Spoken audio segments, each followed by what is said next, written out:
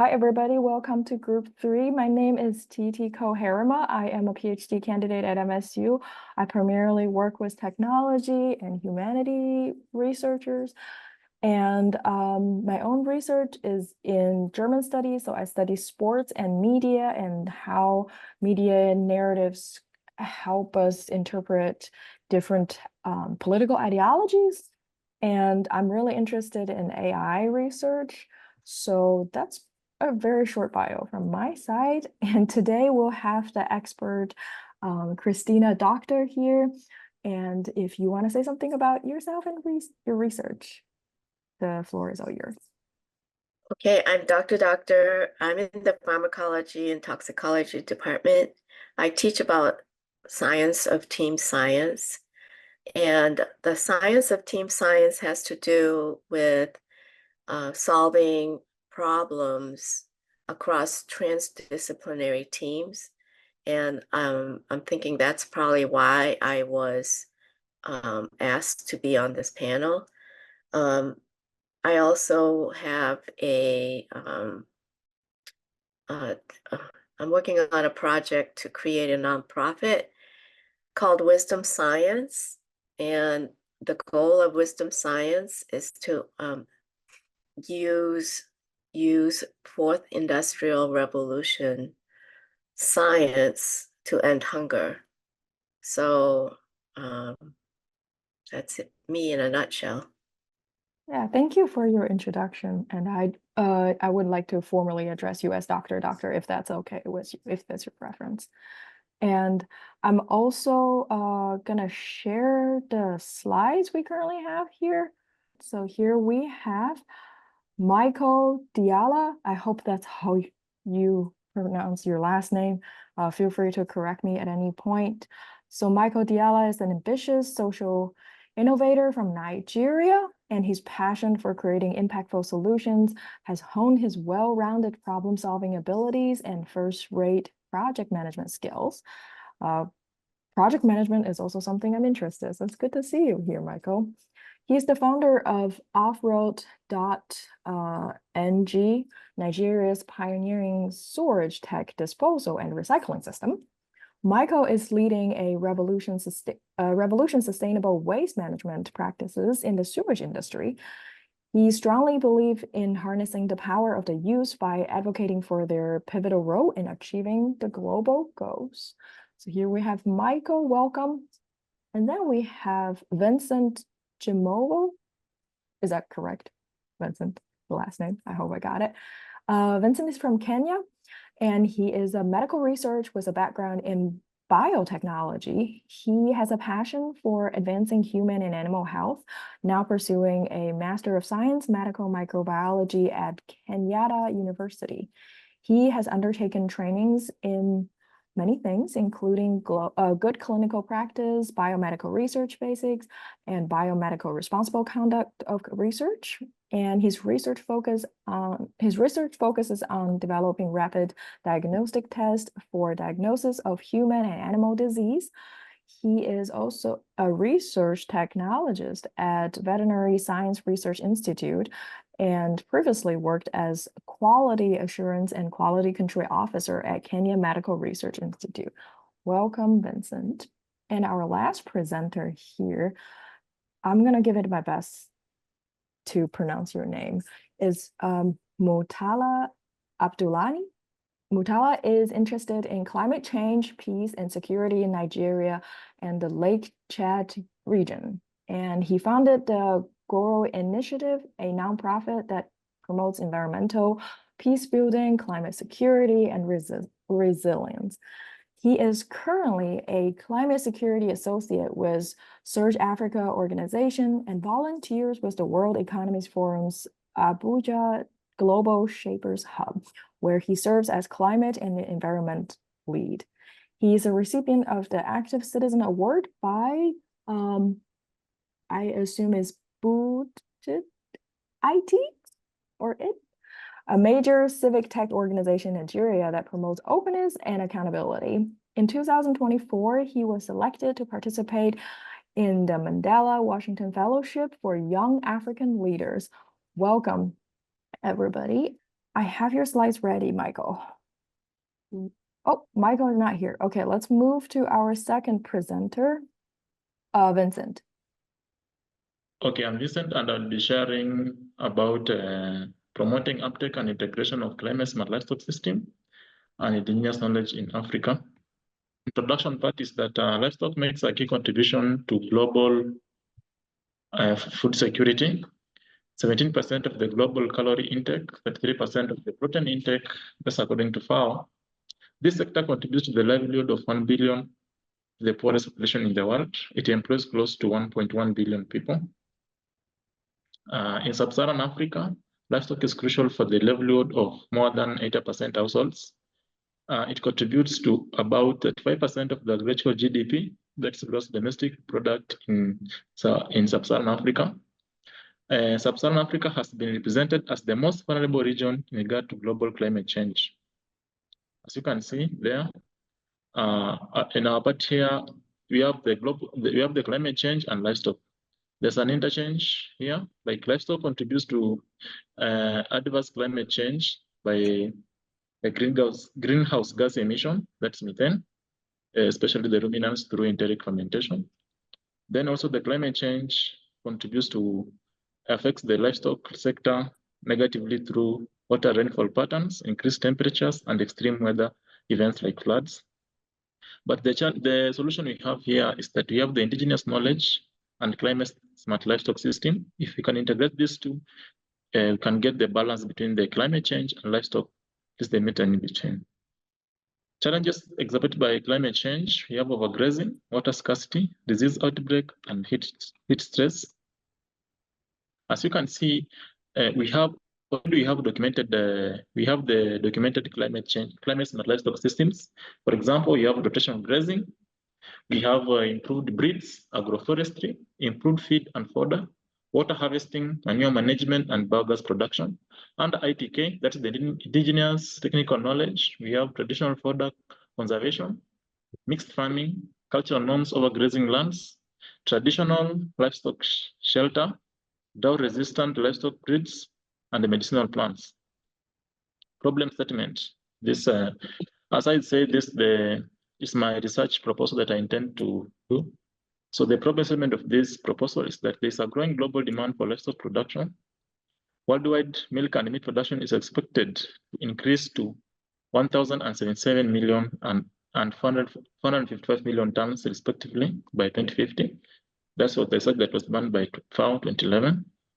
Livestock production is likely to be adversely affected by climate change at a time when it is most needed.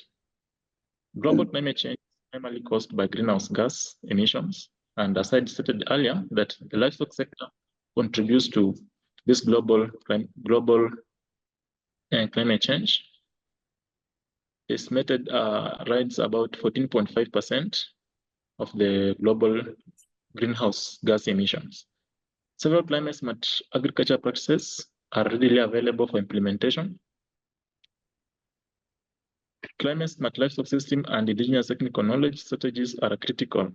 They help address challenges posed by climate change. Despite their importance, there's a notable gap in adoption and integration, especially in sub-Saharan Africa. This poses a risk to resilience and sustainability of livestock farming in sub-Saharan Africa. So this study seeks to address some of the barriers to adoption of these strategies in this region. Climate-smart, this is the justification part. The climate-smart livestock system and indigenous traditional knowledge system have proven resilience to climate change. We have documented success stories and experience of climate-smart livestock system in areas that they have worked. Among farmers in sub-Saharan Africa that have adopted one or more climate-smart livestock system, findings suggest that these practices have helped to reduce green gas emission, decrease in livestock disease, increase resilience to climate change. So if we can integrate these strategies, we might be achieving more in fighting the challenges that are exhibited by climate change. There's evidence that farmers in sub-Saharan Africa are employing some of these strategies. However, the existing literature suggests that the rate of adoption is comparatively low. According to Bastos Lima research, the promotion and adoption of these practices remains constrained. So we have barriers to adoption of these strategies. And the barriers that I identified that I would love to address is that we have some of these barriers are limited awareness about these climate smart livestock systems and indigenous social knowledge, financial struggles, especially it is well noted and known worldwide that sub-Saharan Africa, it lies under the lines of poverty. Then you have little youth involvement, which is a big problem in this research. The question et al. Found that in Ghana, the major farmers lack sufficient awareness by approximately 82%. This is awareness to these strategies. Among Nigerian farmers, under the call of 2014 found that there was a general lack of awareness. So it is documented knowledge, it is documented information. Very few peer-reviewed articles evidences empowerment in youth-led livestock farming. So this shows that youth are not given that, they are not taking the leadership in livestock farming. They have left the livestock farming to be done by old people. So poverty is very well known in sub-Saharan Africa, forcing some communities to use their indigenous technical knowledge for sustainable livestock keeping. This is evident in most regions, especially in Kenya, like the Maasai region. They usually use their technical knowledge to embrace, to fight climate change, because this is due to an affordability and availability of funds to access this new system. And this emphasizes for the urgent need for documentation and update of this ITKs so as to avoid erosion of them. Also, there's an urgent need for youth involvement and comprehensive awareness on promoting CSLs and ITK. We have documented evidence that involving youth in most of the programs brings out success because the growing population currently. So if you can actively involve them in this livestock sector and the adoption of these climate smart strategies, I think you'll be achieving objectives. The primary objective is to promote uptake and integration of CSLs and ITK in Africa.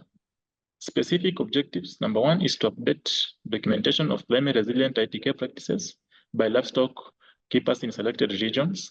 As you can see, as I had said earlier, that we already have these ITKs. Some of them are poorly documented, some are not documented, and others, they were documented long ago, which requires update. And they are facing erosion due to urbanization and agricultural expansion, among other causes.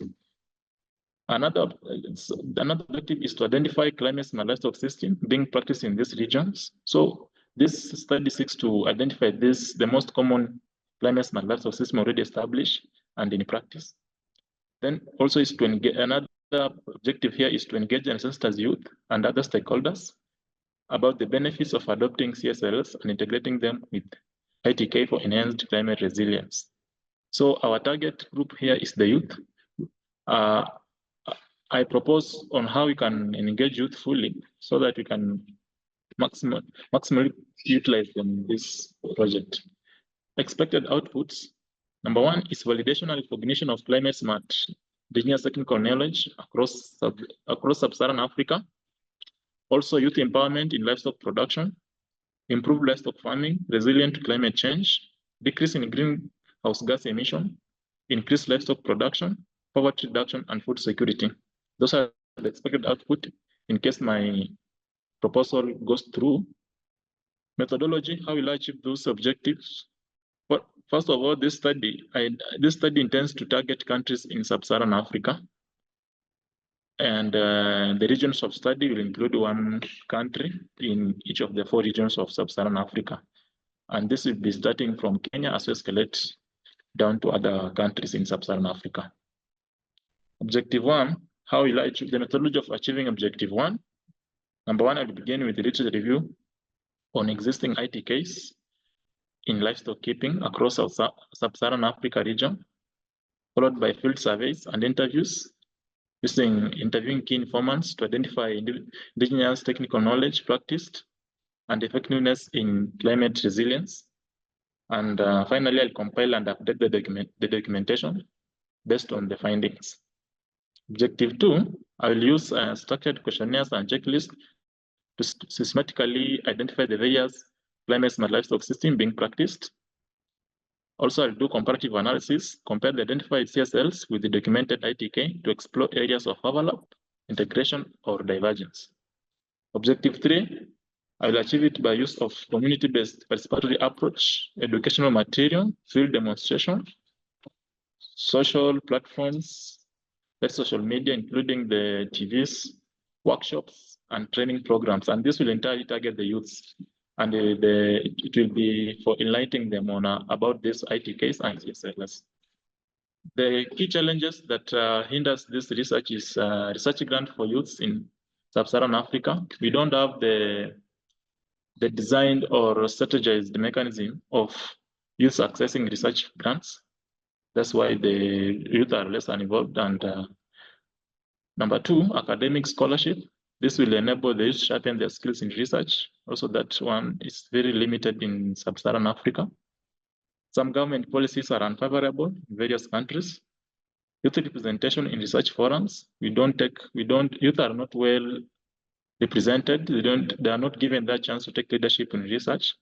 And then also continuous capacity building. These were my references, and this is a short video. I'll just pass it through. Shows some of these impacts of climate change.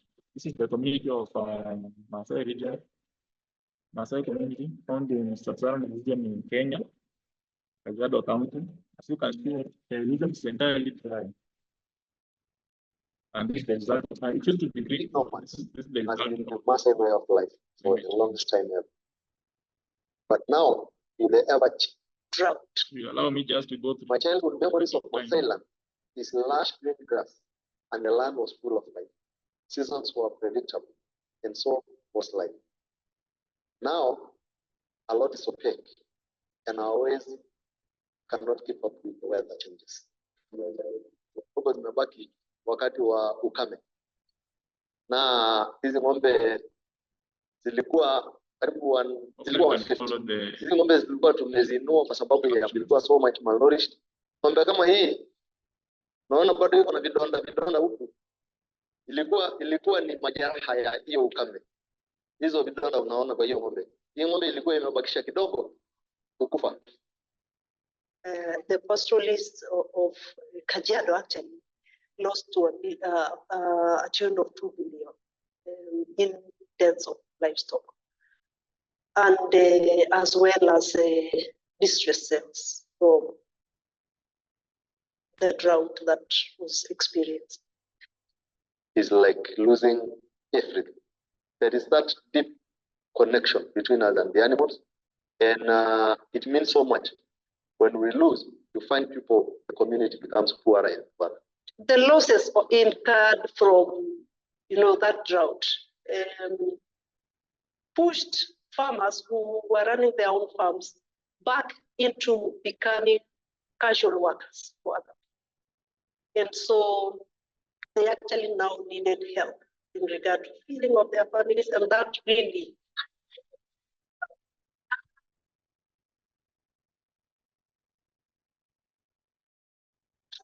akitegemea kilimo ya kisasa. So the challenges of water, because Kajiado is majorly a water-stressed county, but we... Okay, that was just trying to highlight some of the challenges that most of the people in Sub-Saharan Africa face due to climate change. And if we can integrate this climate-smart livestock system and climate-smart indigenous knowledge, I think we can achieve and try to fight this climate, because livestock farming is the most source of food and wealth in these regions. I would like to acknowledge Global Youth Advancement Network for this opportunity, and also my institute here, Carol Biasrai, and all of you for listening to me. Thank you so much, and be blessed. Thank you. Thank you so much. I really appreciate your presentation, and especially the powerful video you showed at the end. We're going to save all the feedback and Q&As to the end, and you're perfect on time. So really appreciate that, Vincent. Michael, since you are the first presenter, if technology allows, are you ready to present? Yes, I'm good to go. In as much as Okay, so hello everyone. My name is Michael Diala. I am a project management professional and also the CEO of an innovation startup called Offload.ng. So basically why I targeted youth innovation for urban systems was because we had, a holistic picture of what the urban areas go through during this population surge and all of that. So we thought youth, ought to, develop innovations that actually meets the need of, rising population in urban areas and also supports government's policy in terms of urban development. So yeah, so my name is Michael Diala, and I'm super excited to be here. So I just did a preamble or a brief of what I meant by youth innovation for urban systems. So if you care for me to read, so it's basically to emphasize on the passion, creativity, and energy of youth in developing, technological practices to improve urban systems. So it lays emphasis on inclusion, on accountability, on resilience, and as well on creativity and as well ownership. Because if people don't take ownership of these, innovations that we are able to develop, then it's not worth our time, So I think that is it. So next slide. So now I'll just go straight to what Offload.ng is. So while during the pandemic, Offload.ng was envisioned during the pandemic. It wasn't really clear to me, but it was during the pandemic that we started working. I started thinking about developing something that would cater for the needs of people, especially during situations like pandemic and stuff like that. So while I was in our estates, so our sewage got filled up because of the restriction in movement. We wasn't able to get sewage operators to take off our sewage, and then it got filled up and started becoming a pollution in the estates, and it was so terrible that I had to think about solutions. If we had an application like the Offload.ng app, which you could just link up with a sewage provider, and then the person comes up and you track the movements, and then the person runs up to your estate and picks up the sewage. It becomes something very easy and decent to have. So I thought about that, but it wasn't really clear in 2020. So in 2021, I got the opportunity to become one of the local pathway fellows for Nigeria. Of course, we are selected across the globe. So so we were asked to develop an urban solution, and it was just like an idea that I needed to work on. So immediately I got into the program. I started working on Offload.ng, and since it's a capital intensive project, I kept building and building on it. So Offload.ng is an innovative technology-driven company aimed at revolutionizing the sewerage, dispatch, and recycling industry by providing an on-high demand similar to Uber. The core idea is to connect customers needing sewage evacuation with certified service providers through a mobile application. So the first thing first, so we worked on this project. We're working on this project more like an agile project management flow. So it's going to run in phases, different phases. So the first is the mobile application, as you can see. And then the next is, okay, we have this mobile application. Now people can easily have access to sewage providers. Now, what do we do with the sewage afterwards? We thought about it again, and we thought about converting it to fertilizer. Of course, fertilizers would definitely contribute to agricultural development and, of course, circular economy. That's saying no to zero wastage. So that is the second phase of this project, and we are so intentional about building Offload.ng in a robust system where governments can take and can adopt this technology, right? So, and this is the first urban sewage management system, like holistic sewage management system in Nigeria. and we hope to also explore and export to other neighboring African countries. So basically, it comes to address the traditional way of disposing sewage. So basically, the challenges the problem which we are currently tackling is to reduce the inefficiency and the environmental hazards that come with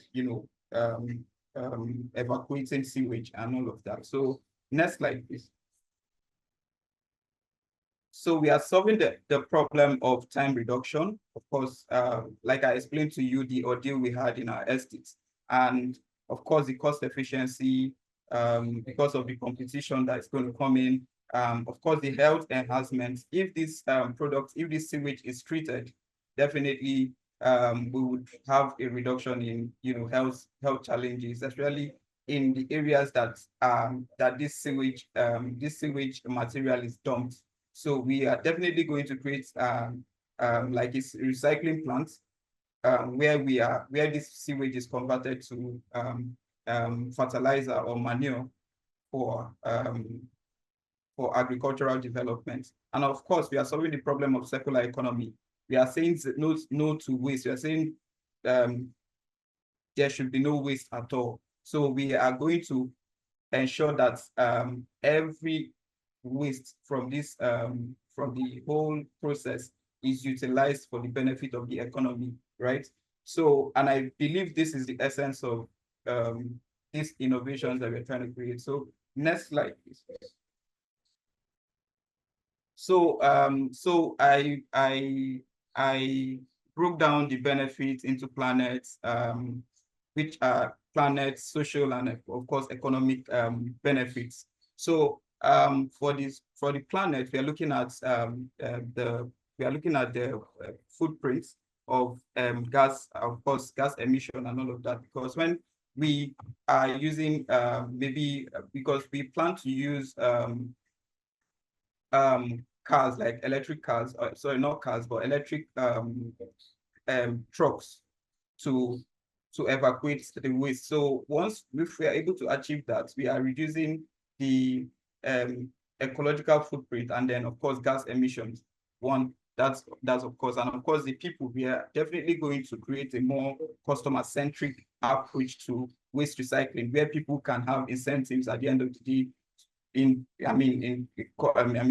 either evacuating their waste or referring the brand to for opportunities. Then economic, we are definitely going to create more opportunities in terms of job creation and as well innovation, and as well we are also going to be creating more food production, because definitely our products from this sewage is going to be converted to fertilizer, and it's definitely going to contribute to food production of agricultural development. Next, please. So we also target, our target markets have been segmented into 3. So we have business to customers, which is definitely generic individuals, households,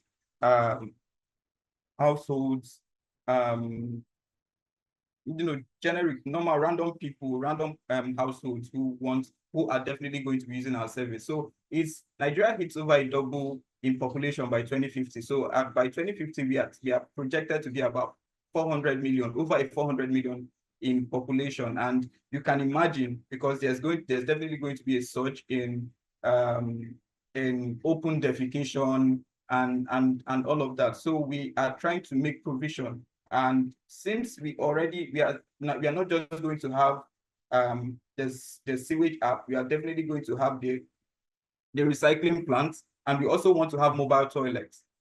So this is another money generating platform for offload.ng. So we want to have solar powered mobile toilets positioned in strategic locations where people can pay a token and to have access to sanitation services. And as well, we also want to put a donate button on our platform where individuals can donate, and then we take these mobile toilets to underserved communities who do not have access to this, these opportunities, or this, having a decent sanitation platform where they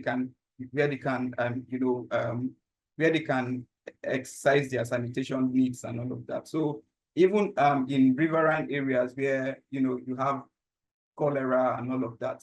So we have looked at it critically, and we want to ensure that everyone is involved, or everyone has is given the opportunity to embrace our innovation. So business to customers, generic customers, who are definitely going to use our platform and our services. Then we also have business to business. Of course, we are looking at strategic partnerships with hotels, with estates, with companies, industries that are going to be leveraging on our technology and on our platforms to solidify their sanitation needs. And then we are also going to be partnering with governments in creating urban systems, because it's proven that we are already talking with some governments to see how we can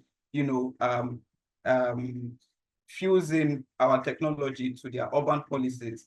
And well, this is just the beginning, and we are hoping that at the end of the day we are able to achieve success with that. So the next slide. So I haven't done much when talking about the doing the whole flow of the whole project. But then this is a conceptual framework, like an MVP, minimal viable product, of what we are looking at, and it's currently in process of building, right? So this is the app. So this is offload.ng.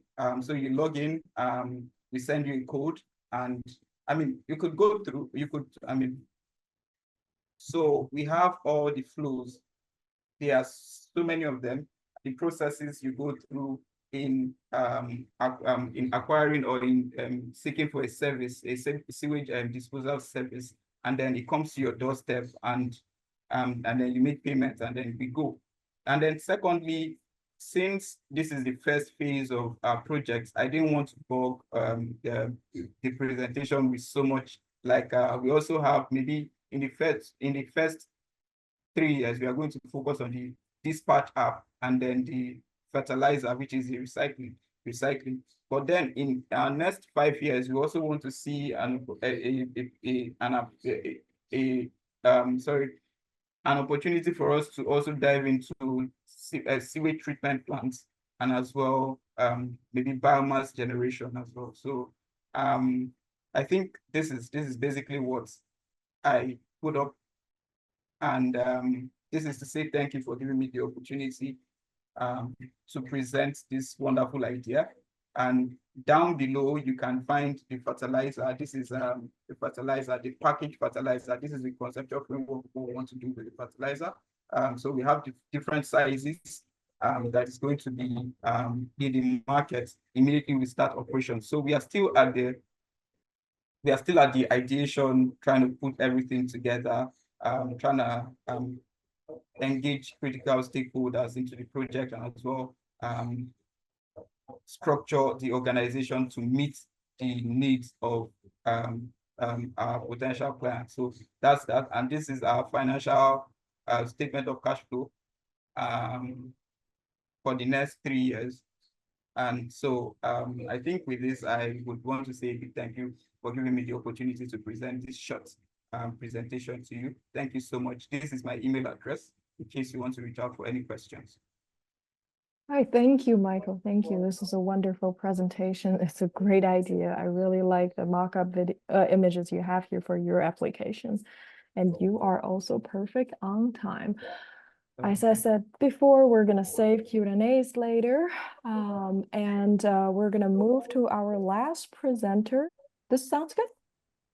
Yes. Okay. So yeah, thank you very much for the opportunity to talk about my work and then the initiative here, and also basically also the role of geospatial information in peace and climate action. As earlier mentioned, my name is Michelle Abdullahi. I do a couple of work, mostly around climate change, security, and peace building. I'm a Mandela Washington Fellow. That's how I connected with the Global Youth Advancement Network during our training in Michigan State University. So I am also the founder of Grow Initiative, and so Grow Initiative is basically a platform to push and promote knowledge and projects around climate security, environmental peace building, and resilience, especially in sub-Saharan Africa. So my conversation today will basically revolve around harnessing geospatial information, and so also give examples of how we've used that. So the next is basically an introduction, which we have already done, and then, so I think we'll go to the next conversation. So yeah, thank you very much. So basically here, we're just going into the intro of what geospatial is to give us a bit of understanding of what we're talking about. And so geospatial information basically tends to identify the geographical locations and features on and or about the Earth. And so basically it talks about the Earth. So just see geospatial information as a way of a narration on what's happening on Earth and how things are revolving on Earth. And so it includes data, for example, from remote sensing, from mapping, and from surveying technologies. So when we talk about remote sensing, which I'm going to explain a bit much earlier, and so we're talking about sensors, for example, that are embedded in satellite imagery or in other airborne platforms. And so we're also talking about mapping, how that's also a form of geospatial information.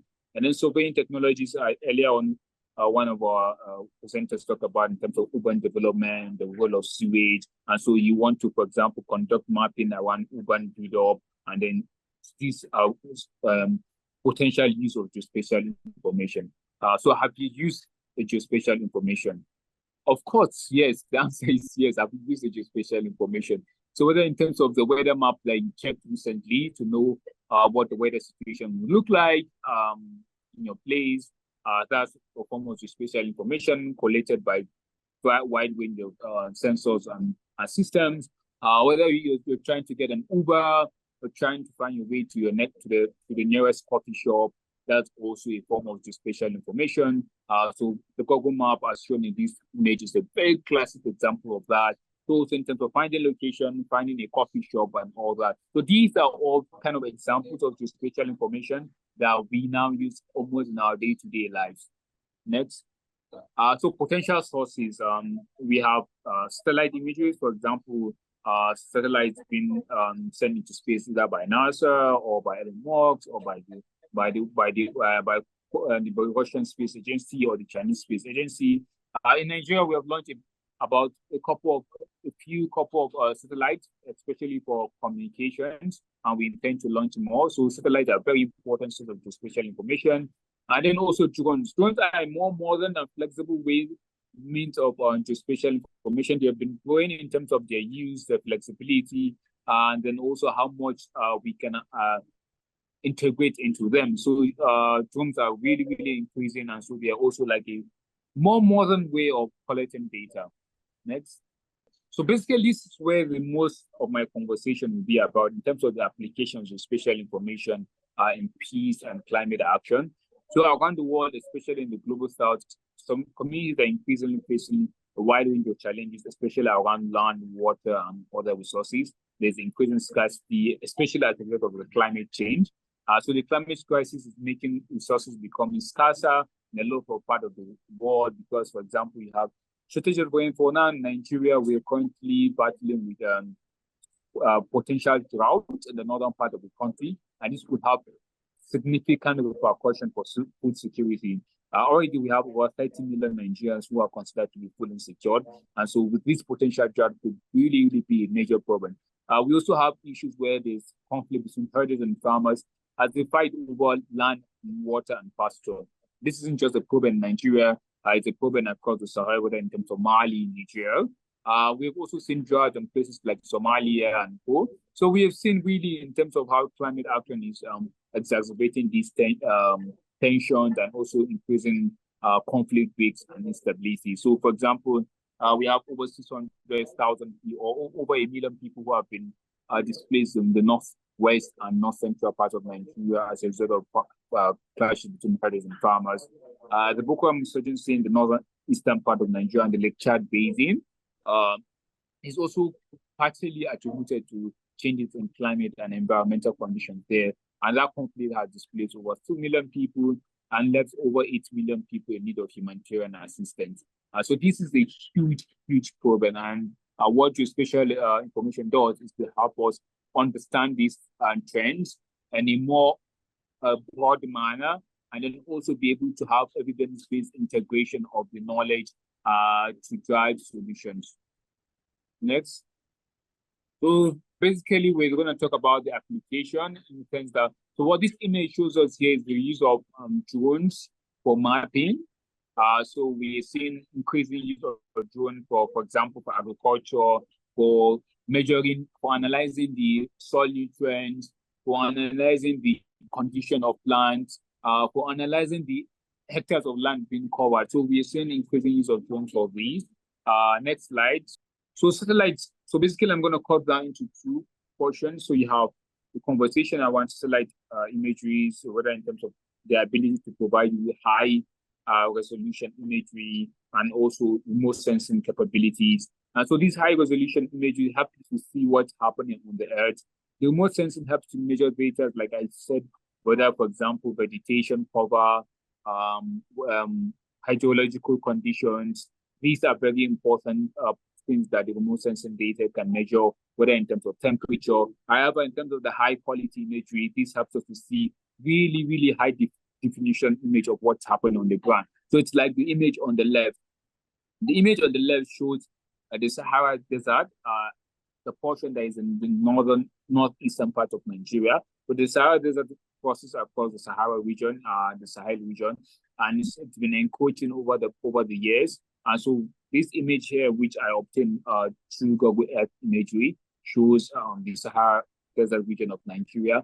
I was in this region some few months back to speak with the people on ground around how the encroachment of the desert was affecting their lives. So I was able to speak with the people on ground. However, what satellite imagery was able to do was to show a more bigger picture of what was happening, a picture that my eyes cannot see. So that's what the satellite imagery helps us to do. And so it helps really officials to better plan. So whether in terms of the government, whether in terms of development actors, in terms of what kind of interventions needs to happen. And then it also helps us to see, for example, progress of afforestation efforts like the Great Green Wall. So the Great Green Wall is an effort to stop the encroachment of the Sahara Desert. And so satellite imagery helps us to see, is the Great Green Wall working? Are the trees surviving? What needs to happen differently? And so these are potential use of satellite imagery. While on the other hand, drones are more flexible. They can be used quickly. They do not need to cycle around the orbit, which shapes how the moment where you can have your data. But drones are flexible. They can be launched immediately depending on the type, whether vertical or the normal or other forms of drones, and also depending on the payload. But drones are more flexible in general. They provide more detail and real-time monitoring of areas, whether in terms of, for example, monitoring deforestation and monitoring flood. The picture on the right was a drone shot I took in Yankari Games Reserve. So Yankari Games Reserve is a games reserve in the northeastern part of Nigeria, where you still have a lion population, although they're still trying to do investigation to find out if the lions are still around. However, it has the highest population of elephants in Nigeria. The reserve is under threat from poachers, from folks who go in for logging because of deforestation, and other forms of threat. So I went in there to do an investigation, and drone was a very useful tool for having a broader view of what's happening in the games reserve. This exact location is where the elephants usually come to drink water. It has, at the time that I went there, the water had shrunk a bit, and so that's why you have those. You can literally see the soil, and I think if you look closely, you can see the elephant steps, their foot in the picture. I just realized that actually it's visible in the picture. So yeah, you can see where the elephant had stepped on. Next. So these technologies can, as I was earlier mentioned, help us to monitor environmental stress. But for example, collecting data on rainfall, accurate data that can help us in terms of climate adaptation. When we are able to improve climate adaptation, then we can improve stability of communities. Stability of communities means better livelihoods for people, better job opportunities, meaningful security, and all these can help reduce tension. And when they reduce tension, it means in the long run sustainable peace. It can help us to also understand hydrology. So there's a lot of conversation around the shrinking of the Lake Chad. So the Lake Chad is believed to have shrunk significantly as a result of droughts that happened in the 70s and 80s. I shrunk the lake to about, if I'm not mistaken, about 6,000 square kilometers. So that really caused a lot of disruption in the use of the Lake Chad. However, satellite imagery has really helped in understanding the shrinkage of the Lake Chad, and also in terms of periodic increase in the size of the water. It also helps us to see land as the imagery from the I am uncertain if it is my internet connection. I think it is. Okay. Yeah, I think he might lost connection. Oh, he's back. Yeah, so sorry, I got an interruption on the internet, and also our internet here has been a bit slow because of the suspicion that the government slowed it down. Maybe try to turn off your video and see if audio runs smooth. All right. Yay. Great. All right. So basically I was talking about in terms of measurement of land, hydrology, rainfall. They help us to also assess conflict hotspot, which I'm going to show an example later on. Change in terms of changes within. So yeah, basically this disturbing image shows satellite imagery between 2015 and 2024. This was the community in the northwestern part of Nigeria that is facing what is known as banditry. So the banditry is a conflict between herders and farmers. However, it also has other impacts such as cattle rustling, kidnapping for ransom. So this community used to exist. It was a buoyant, really rich community, farming community. You can see the houses, the compound. But as 24, within a few years, the entire community is destroyed. The public facilities there are gone. The community has been displaced. So these locals who used to be here have ended up joining the number of displaced people in the region, which is estimated to be over 600,000. Next. So what we did at my organization was to use satellite data provided by Google Earth to find communities like these, and then we put in place coordinates for these communities. So the article by the right gives you a link to the publication. So what we did was to really identify some of these communities. We couldn't identify all of them, or we didn't try to identify all of them. But what we did was to show that satellite imagery can help us to understand the scale of the problem, and to also help governments and also development actors to better plan, to understand the scale of the problem. So that's what we did with this satellite imagery. So our aim was to help in terms of enriching the data available for interventions by the government and development actors and also humanitarian actors. Next. So the next image then shows another different use for geospatial data. So here it shows on the right, it shows an illegal oil refinery. In Nigeria, we are a major exporter of crude oil. However, people tend to tap into crude oil line and then they build illegal oil refineries. So the oil that is still, they refine it and then sell. However, what happens is that process caused destruction of the mangrove vegetation in the Niger Delta region of Nigeria, which is like a very important ecosystem, not just in terms of food, providing food for the local communities, but also protecting them from ozone surge and flooding. So illegal oil refineries are increasing in the Niger Delta region in Nigeria, especially as communities believe that they are not getting a lot of social amenities and benefits from the sale of crude oil. So they're going in to steal the crude oil from the pipeline, and then they get to what they call cook, or they get to refine them in a crude manner, and we can see the impact. Secondly, also the Nigerian government response to the crisis has been to destroy these illegal refineries and then set them ablaze. That has also increased the devastation on the mangrove. So in this specific location, you can see on the left, what it really looks like. And on the right, you can see what it looks like now. So the idea of why we're developing this research is to show people the harm, one, not just by the illegal refineries, but also by in terms of the exploration of crude oil, and why the conversation around energy transition is important, why there needs to be transition to better, cleaner sort of energy to preserve and protect communities like this.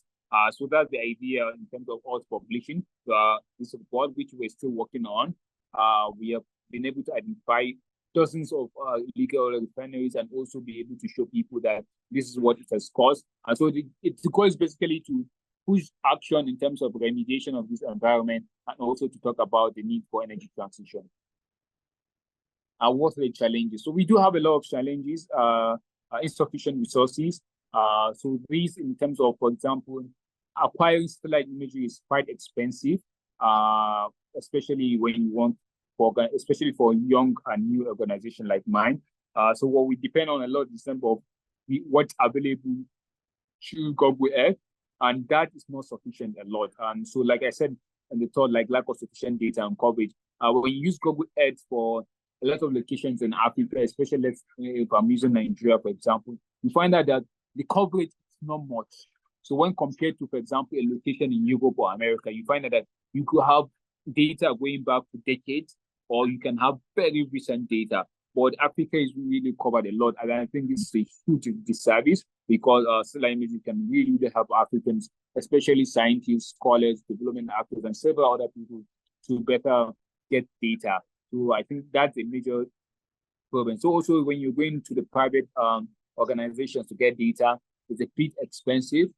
The process is quite not flexible enough to encourage use of satellite imagery. And then also the lack of expertise. Expertise isn't available a lot. I was able to understand the potential of satellite imagery through my undergrad, where I had to take courses in remote sensing as part of my geography courses. And so that really opened my eyes to the potential for remote sensing. And I also got to use remote sensing while I did journalism some couple of years back, because remote sensing helped us as journalists to be in areas where we couldn't naturally be. Also helped us to tell stories in terms of the flooding that happened in Nigeria, and also in terms of the Boko Haram conflict in the northeastern part of Nigeria. So yeah, really, I think we can improve availability of data, satellite data. It's going to help a lot, both journalists and other actors. And next, yep, the next slide we've done. So far, yeah, so thank you very much really for listening, and then it's been really a great conversation hearing about the climate action, the sewage management, and then also yeah, also telling about my story. So yeah, thank you once more, and then have a great day. Thank you so much. I really like the side-by-side image comparison. I think that really shows your point very clearly.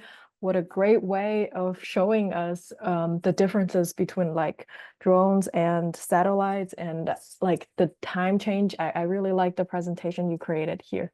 Thank you. And now it's 9:21, and before we go back to the main room, we have 19 minutes to really open the floor to all the presenters and our very kind guest here. So if any of you have any questions towards each other, or if our expertise, Dr. Christina Doctor has something that you want to ask, or our guests want to ask, we can dedicate the next 10 minutes to Q&A. And of course, we can also merge Q&A and feedback into one session to have a really lively discussion. When Vincent was presenting, I was like, my connection died, so I lost half of his presentation.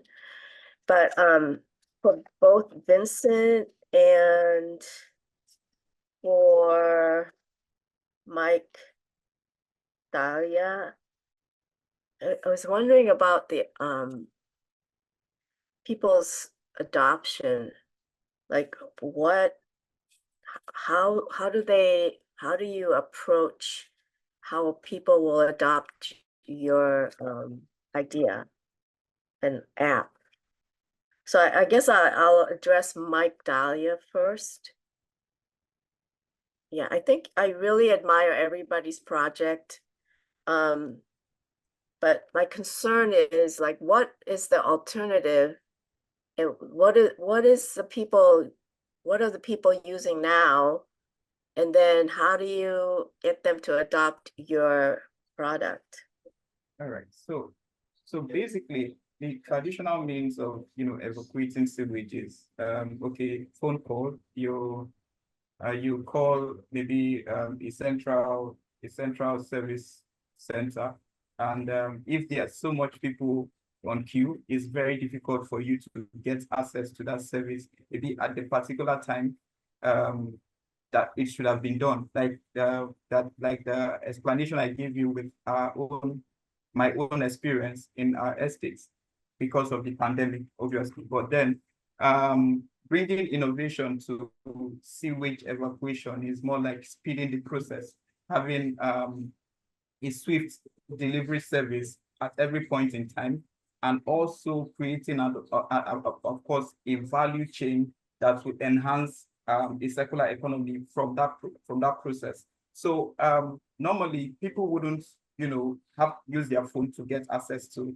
a sewage disposal service provider, but we are creating that opportunity. And since, of course, like 60% of Nigerians are, of course, have access to their phones, we can always, through our marketing campaigns, our promotional activities, we are definitely going to make sure that at least 70% of those people have access to this service.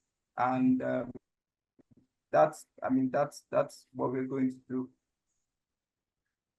Is it much more expensive than the traditional service? It's more cheaper. It's much cheaper because we are. It's just like this is just like an Uber service. So this is an Uber for sewage evacuation, right? So would you prefer to use Uber, or you prefer to use a normal taxi that you don't know, that is not verified? Of course, you want to use Uber to sort out your. And then we also have promotional incentives. Like if you use a certain amount of if you use if you use our service for a certain amount of time, we are definitely going to give you maybe one free dispatch disposal service. So we have several marketing campaigns for this, and I believe that with population growth and then with need for environmental sustainability, our service is most preferred. And it's already proven because we've done a lot of focus group discussions and a lot of interviews with local communities and estates and all of those key critical stakeholders. And they tell us we are very much, I could share the data that we have. They are very much open to something that is very easy, very easy and accessible with for them. So it's basically a choice of choosing light over darkness. That's what I would say. I see. Because So this is I mean the convention. All right.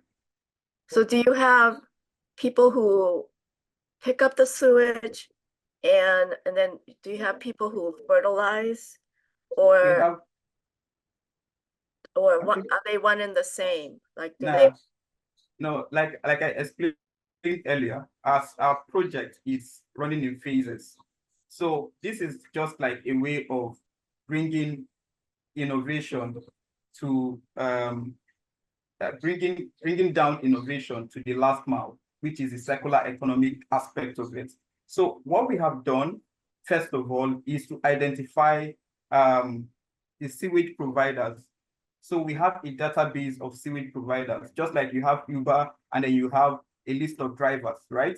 And then we put them on our platform, right? And then once they are ready, you now order according to your location. So the fastest to get to your location, gets the job. and then we are paid a service charge. We collect our service charge from there. But then in between that, we have already discussed maybe discounts, pricing with the service providers. We've trained them on how to, attend to customers. We've trained them on how to hygienically, manage this sewage to meet international standard of, sanitation. And we have already created with liaison with the government to ensure that we have a space where we can call our recycling plants, where we recycle this sewage that is collected from either a household or a hotel or wherever, and then it is dumped there. And then once it's dumped there, it goes through a recycling process, and the process is what is going to bet that fertilizer you're seeing there. So fertilizer is going to be sold to farmers. And we are already talking to, corporate and the farmers corporations and all of that to see how we can, get them involved immediately. Operation starts. So it's going to be a value chain that will contribute to agricultural development and then to circular economic development in Nigeria and across Africa. That's definitely when we decide to expand to other African countries. But for now, it is need-based. It is realistic, it is feasible, it's tested and trusted. So yeah, it's need-based, yes. You don't ever have any problems finding collectors? Never. It's one thing with the need-based services, the more the population, the more you have the population growth, the more you have, the opportunities. While I was presenting, I told you that Nigeria hits over a double in population by 2050. We are already having an open defecation issue. So there's a state of emergency in the open defecation space. It means that a lot of people do not have access to, sanitation or the environment. So the government in Nigeria has put a ban on open defecation. So that gives us a lot of leverage to, develop innovations aside, the sewage dispatch app, aside our recycling. We are also thinking of developing a solar-powered mobile toilet that can be deployed to open areas. That's maybe parks, motor parks.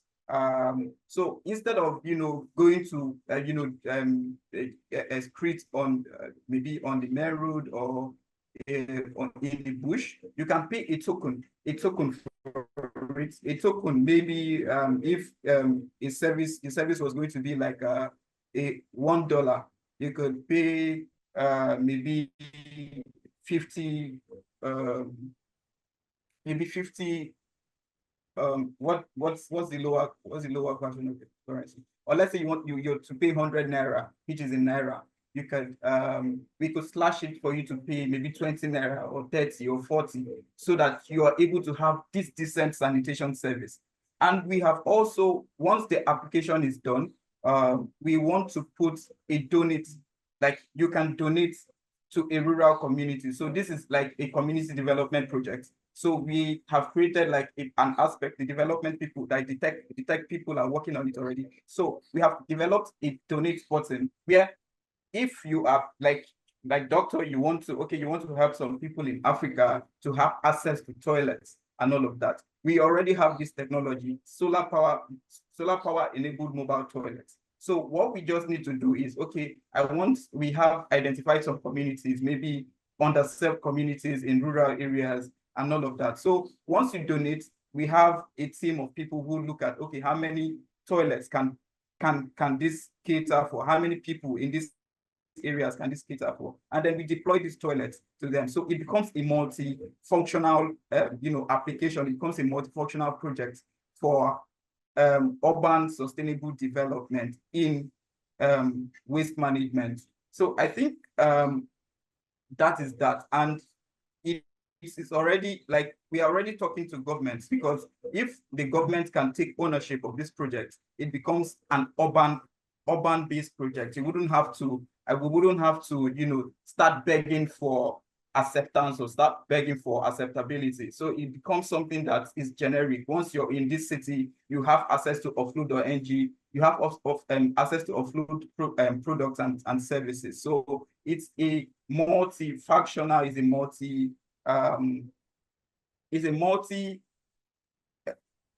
let's say multi-implementing projects that we want to work on in this. And it's already, if you look at the feasibility, it's something that everybody wants to be part of. It's something that we want to see how everybody comes in, and because it's once in a, like, this is the first holistic project that is being worked on in Nigeria in this regard, in this space. So we are excited about it, and we believe that everybody who comes in would be part of something that is going to revolutionize the sewerage industry in Nigeria and across Africa. Thank you very much. Thank you, Michael. Thank you. I really like your enthusiasm. And I do want to give our audience a chance to ask questions, please. Hi, Tua. I see you have your hand up. Does that mean you have a question or do you have a feedback? Yeah, go ahead. Okay, thank you. It was a nice presentation from all the presenters. I have a question for Michael Diala. So as he has likened this idea on the Uber services, I was asking now, when he's rating the services, how much does it cost? Maybe according to kgs or the distance from where the sewages are to where the factory is? Okay, so thank you so much for the question. So this sewage evacuators, they have a truck, right? They have different sizes of truck. So the charge is dependent on the number of times they are able to evacuate your sewage. So some people, like people that have hotels, definitely would have a much more demand for someone who has maybe a single home or something, a family also. So it's dependent on, if you tell us, okay, we are coming to, you need a service, and then we send like a team to go and evacuate or to go and evaluate the nature of the evacuation that needs to be done. And after that, an invoice will be sent to you, and you are now able to, you're now paid. But then we are also trying to create like a sewage gauge. You know what a gauge is? So instead of manually sending people there, it gauges the amount that has been generated of the sewage that has been generated or that has filled up. And then once it detects, it gets to us, we are able to now serve you an invoice. Already we have an agreed partnership with these sewage evacuators. So all we just need to do is tell them, okay, this is going to be a 3-trip, that you're going to be doing a 3-trip on this hotel, and we've done an invoice for so amount. So yours is just to go and do the evacuation, and then we do the billing. And then once they are done, we give them, we send them the payments, and then the service charge that we collect from there, is for the company. But like, while I was presenting, I made mention of 3 categories of customers, or categories of clientele that we hope to. So the first one is business to customers. So the business to customers, or the B2C, is basically random households, estates, random companies, basically. So those ones do not require too much. All we just need to do is to have like a good marketing plan, and then a rapport with them, and have a very good customer service to always attend to their needs. And that's going to be fine. We are definitely going to sort out those categories of people. But then where we will have, to be more agile and more intentional in our process, is definitely going to be the B2B, which is the B2 businesses. So we are targeting hotels. So we might not be doing the daily routine of service deliveries and all of that. We want to do partnerships that will last for 3 months, that will last for 1 year, that will last for this. So we are evacuating your sewage, we are taking charge of your sewage for 1 year. So definitely at every point in time, we are supposed to know when your sewage is filled up every week or every 3 days or so we are definitely going to do a scheduling for this category of clientele. Then for the B2G is business to government. So basically what we're doing with government is to partner with, let the government partner with our innovations. Michael, I'm really sorry to interrupt you. We will be kicked out of this room in literally 15 seconds. All right, so no, don't worry. Like, I just want to thank everybody before we got kicked back to the main room. And I'm happy to share any materials or contact information. Let's stay in touch and I'll see you in the main room, okay? Definitely.